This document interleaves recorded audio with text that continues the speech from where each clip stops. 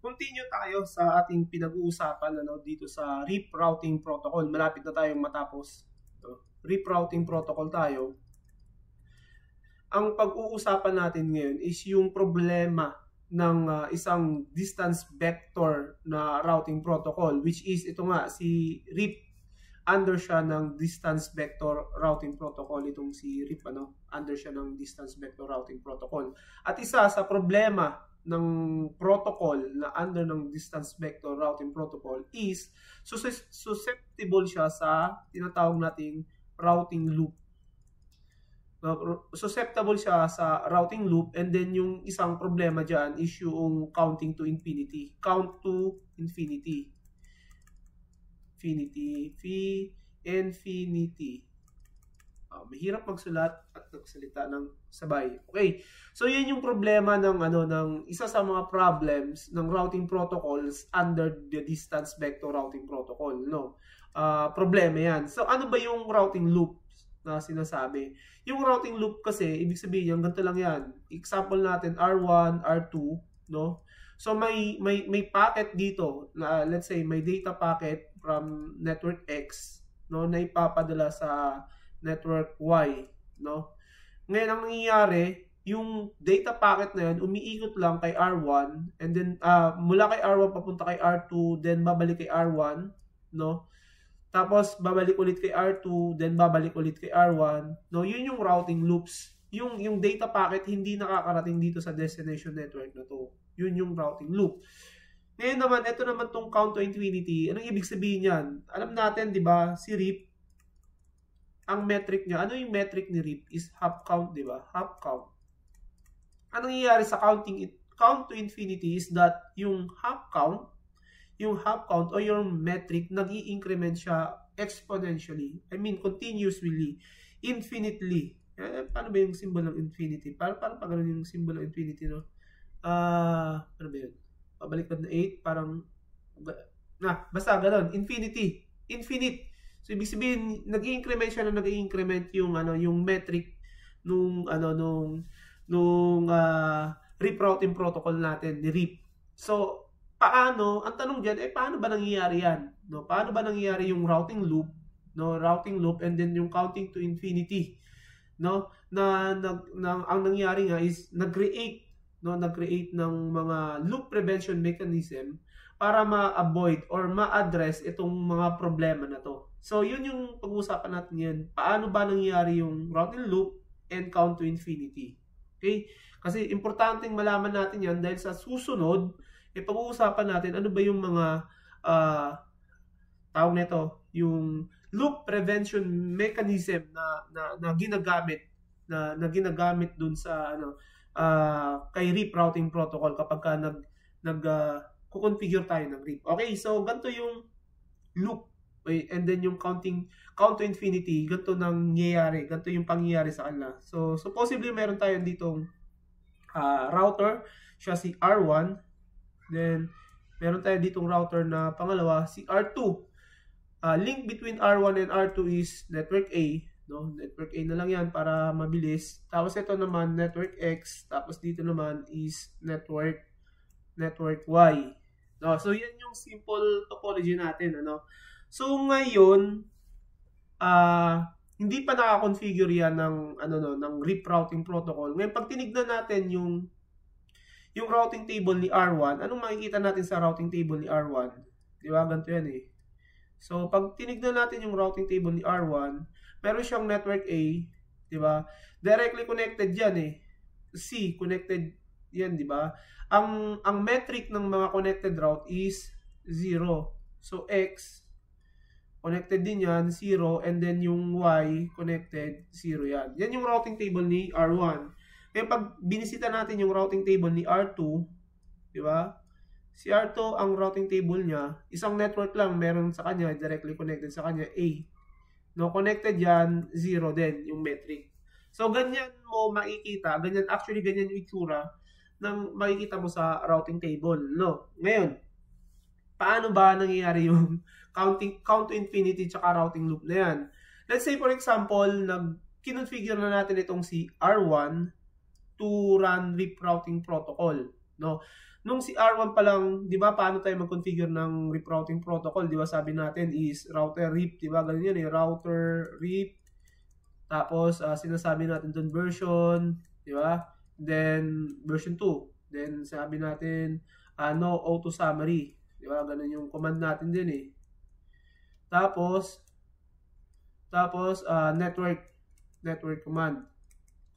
Network command, let's say network X, di ba? Tapos network Y, and then network A. So ganun yung ganun yung ita-type natin kay R1.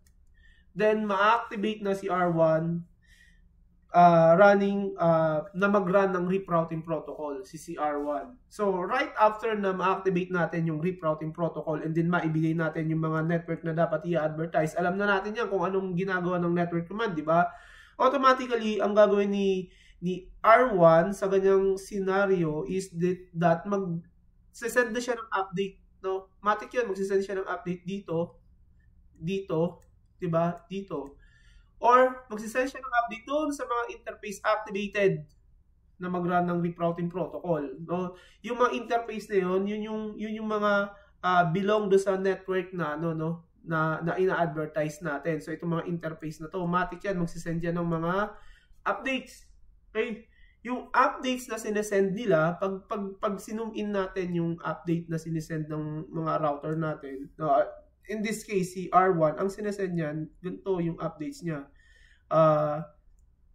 X, diba? R1, kasi sa kanya mga galing R1 Tapos, ang hop count niya, o ang metric niya ay 1. Ganun yan Tapos, yung network Y, R1, ang metric niya ay 1. Tapos, yung A, R1, ang metric niya ay 1. Ito yung update na ibinibigay o isinesend niya doon sa kabilang router, no? Pero since na si R2 hindi pa configure ng RIP, no, hindi pa siya nako-configure ng RIP, so wala pang nakukuhang details itong si R1 na katabing kapitbahay niya, no? Wala pa siyang ibang nakukuhang, wala pa siyang nakakapagpalitan ng route information. So, ito, 'di ba? Itong update na to, ilang seconds nga every periodic update 'yun, 'di ba? Every 30 seconds, 'di ba? Nagsisend siya ng update, ang tawag natin doon update timer, 'di ba? Dapat alam niyo na yun, update timer. So every 30 seconds nagsisend siya ng update doon sa mga interface activated to join doon sa RIP routing protocol natin. Okay? Ngayon nung ginawa natin, kinonfigure din natin si R2. So nag-command din tayo na ito, router RIP version 2 no auto summary, tapos nilagay natin network A. Kasi yun lang naman yung network na nasa kanya Okay. So nag-send din siya ng update. Magsisend din niya ng update Si R2. So ilalagay niya diyan A, 'di ba? R2 tapos ang metric niya 1. Okay.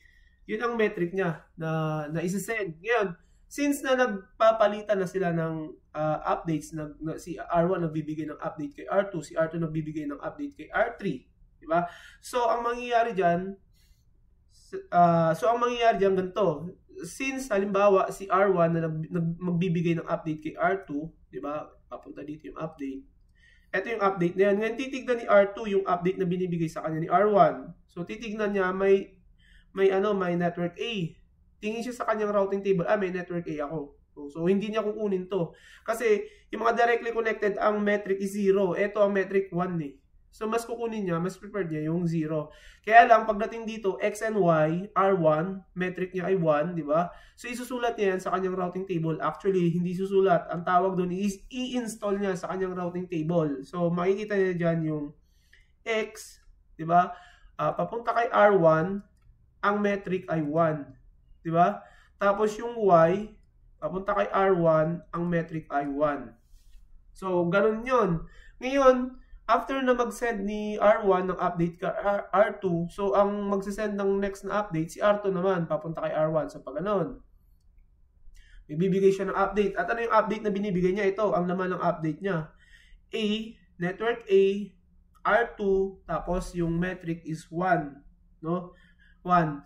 Ngayon, pagka dating kay R1, titignan ni R1, hindi niya kukunin tong update na to kasi meron siyang mas better yung metric, yung 0, kumpara dun sa up count na ang metric ay 1.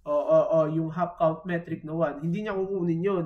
So, pag tinignan natin, no, after yung unang set, first set ng update, diba? After na ma-configure natin yung dalawa na mag-run ng RIP routing protocol, ganito ang magiging itsura ng kanilang routing table.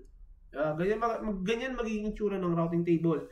So, dito, sa unang update, sa unang set ng update na yan, masasabi natin na yung network is converge. Ibig sabihin ng converge is, alam na ni R2 yung remote network sa kanya, which is yung X and Y. Diba? Etong si R1, wala na siyang babaguhin sa routing table niya kasi lahat naman yan ay directly connected sa kanya, diba? So ganito rin yung routing table niya. Okay? So okay yung palitan ng update. So after ng first update, magkakaroon ng second update, diba? Second set ng update. Let's say for example, ang mag-update ng una si R1. So yung update ni R1 ganito pa rin. Tapos after niyan si R2, yung update ni R2 ito pa rin, di ba? So palitan lang sila ng palitan. So converge yung network natin. So far so good. Diba? So far so good yung network natin. Pero ganito na, pasukan na natin siya ng problema. Diba? Lagyan na natin ng problema.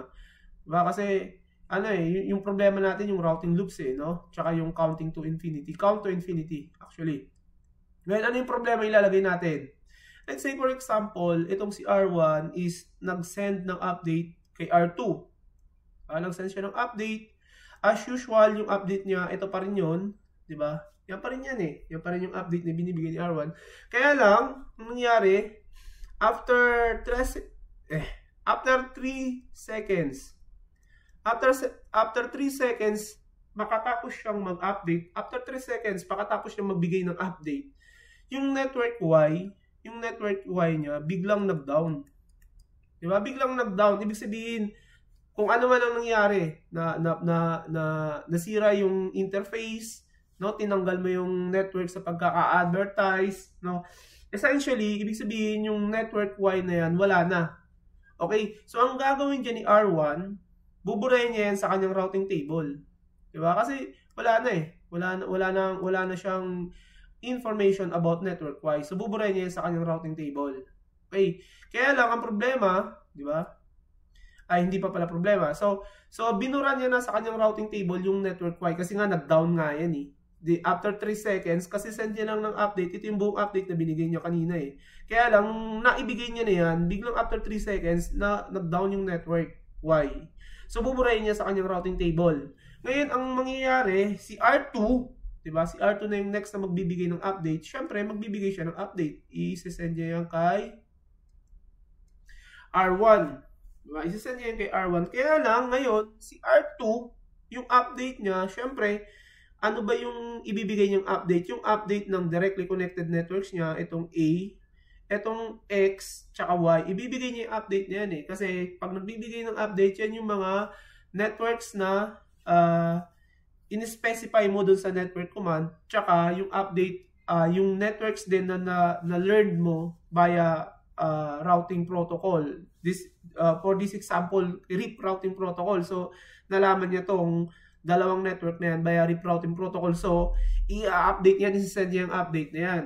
So, magiging update na ni R2, di ba? Ang i-send niya ng update papunta kay R1 is network A, di ba? R2, metric niya yung 1, tapos X, R2, metric niya ay 1, tapos Y, R2, metric niya ay 1.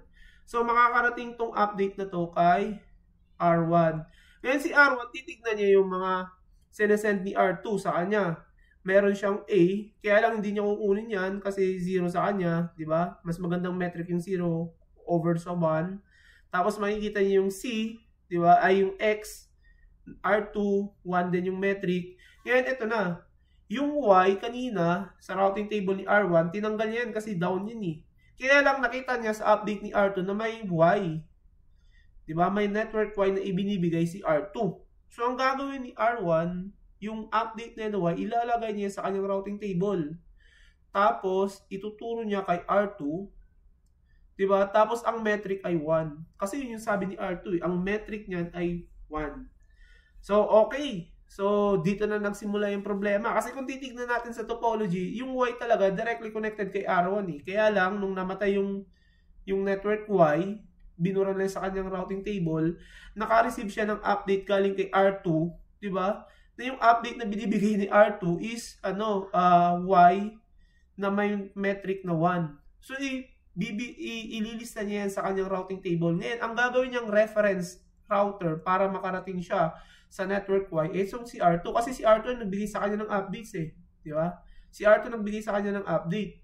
Ngayon, na-copy niya na yan sa kanyang routing table. So, after ni R2, sinong bibigay ng update? Si R1 naman. Ngayon si R1, iba na yung update na ibinibigay niya. Di ba? Kung kanina, kung kaninang updates, binibigay niya si Y, binibigay niya yung Y kay R2, di ba? Na ang metric ay 1. Ngayon, ang mangyayari na, ang gagawin niyang update is ito pa rin yung X, R1, tapos ang metric ay 1, di ba? Tapos yung A, R1, ang metric ay 1. Pero kasi yung Y, no, yung Y na in-install niya sa kanyang routing table, ibibigay niya yung update as Y, R1 kasi siya ang nag-update, pero ang metric niya na hindi na 1. Gagawin niya na yung 2. 'Di ba? Yan ito na yung update na makakarating kay R2. Yan yung makakarating na update kay R2. Ngayon, pagdating kay R2, titignan niya yung update, sabi niya, oh, okay, yung 8, hindi ko kukunin yan. Yung X, okay pa rin yan. Yan pa rin ang gagamitin ko. Kaya lang, magtataka siya kasi, sabi niya, teka lang, diba sabi mo R1, yung network Y, ang half count niyan is 1. Pero bakit binibigay mo sa akin is 2? Diba? Bakit binibigay mo sa akin ay 2 na ang half count niya? Yung metric nag-increment na. Ngayon sabi ni R2, baka nag-update si R1. Kaya ginawa niyang 2. Ngayon dahil 2 yan, papalitan ko to sa routing table ko. Y, papunta kay R1, ang metric ay 2. Diba? So ngayon, yan yung maililista niya sa kanyang routing table. Nag-increment siya ng 2. Kasi yun ang sabi ni R1 eh. 2 daw yun eh. Ngayon, si R2, nung magbigay ng update, diba? Nung magbigay ng update, yung Y, no, in-advertise niya na ang metric ay 3 na. Mag-a-add siya ng 1 dyan eh. Y, 3. Ngayon, makakarating kay R1 yan. Ngayon, magtataka si R1 kasi sabi ni R1, diba?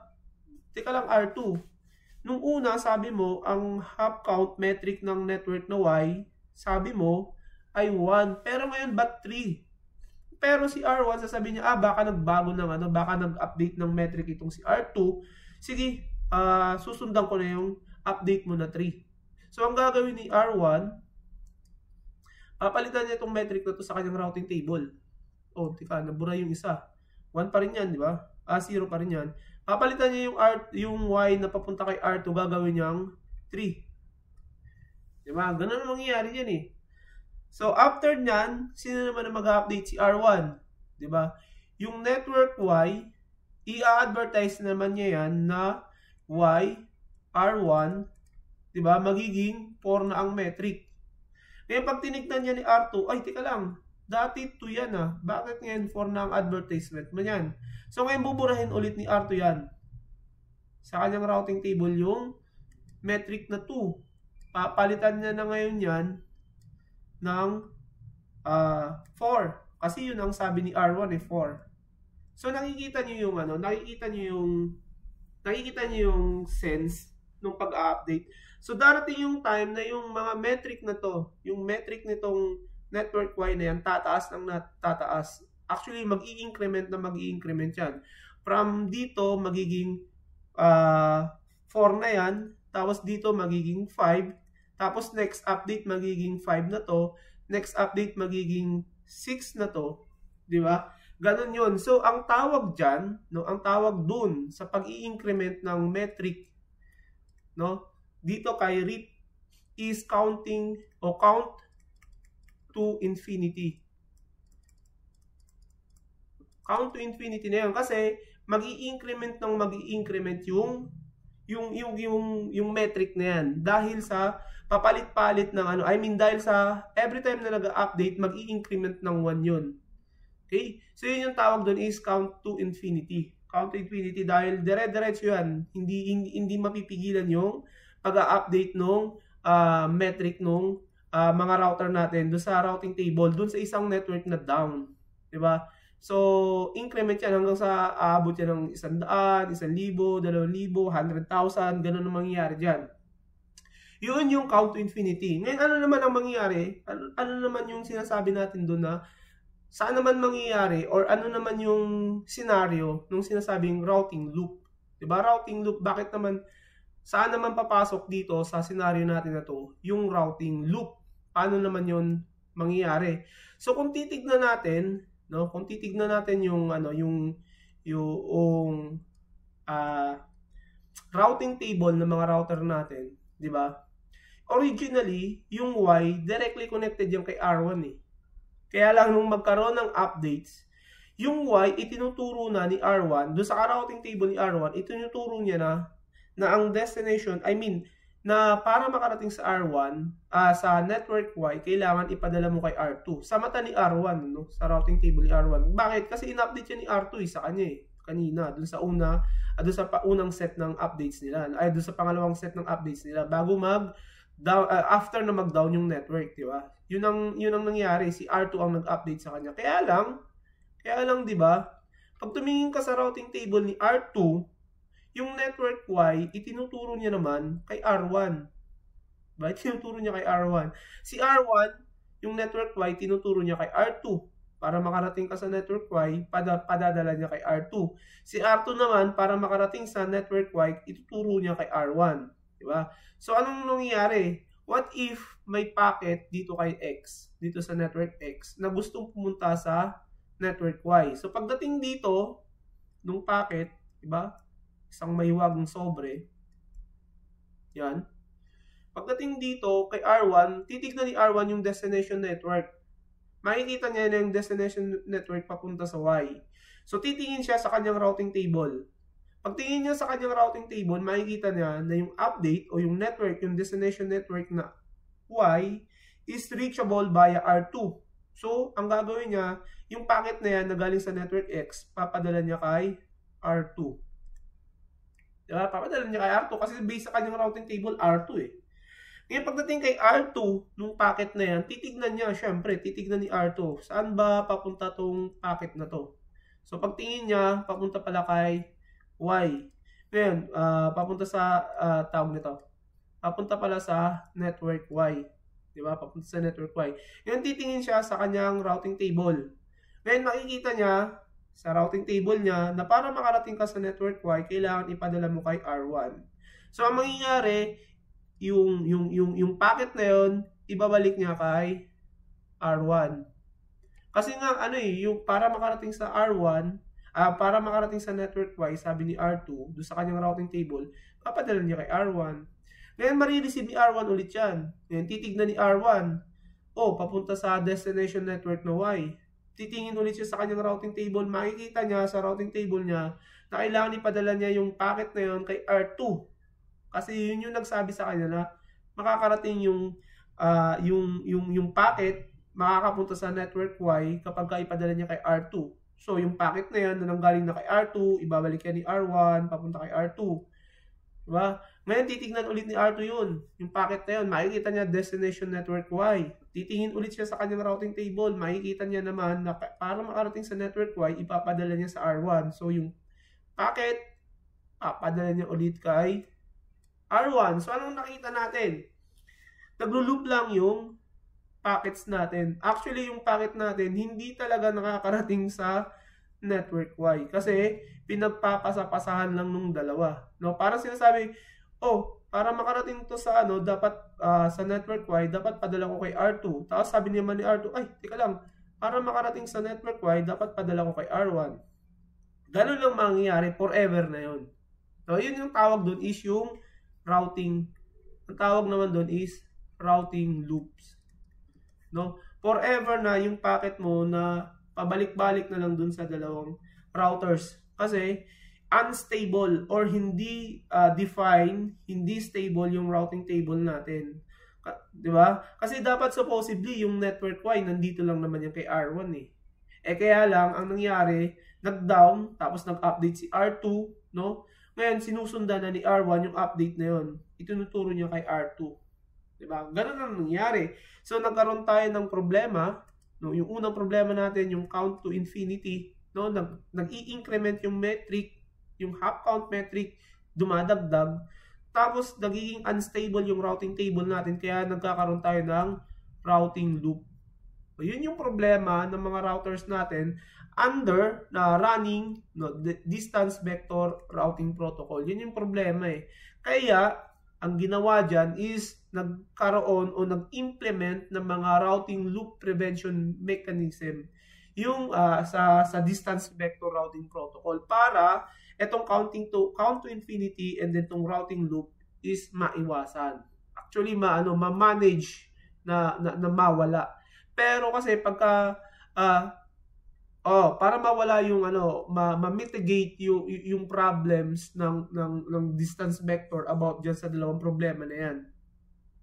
So sa next topic na pag-uusapan natin, ano ba yung mga routing loop prevention mechanism na ini-implement ng isang distance vector routing protocol para ma-mitigate itong problema na to. Ano ba yung mga loop prevention mechanism na ginagawa na ini-implement ng mga routers configured rerouting protocols para maiwasan itong dalawang problema na to.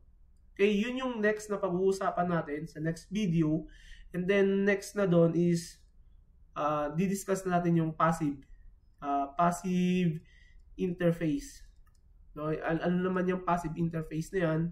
And then magra-wrap up tayo ng isang laboratory to test yung kung ano yung napag-usapan natin all in all sa rerouting protocol. And then then bababa na tayo as pag-uusapan natin yung EIGRP. Okay, so yun lang. Hanggang dito na lang ulit. Huwag niyo kakalimutan mag-like, mag-subscribe at mag-share ng video na to. Okay, so hanggang sa susunod.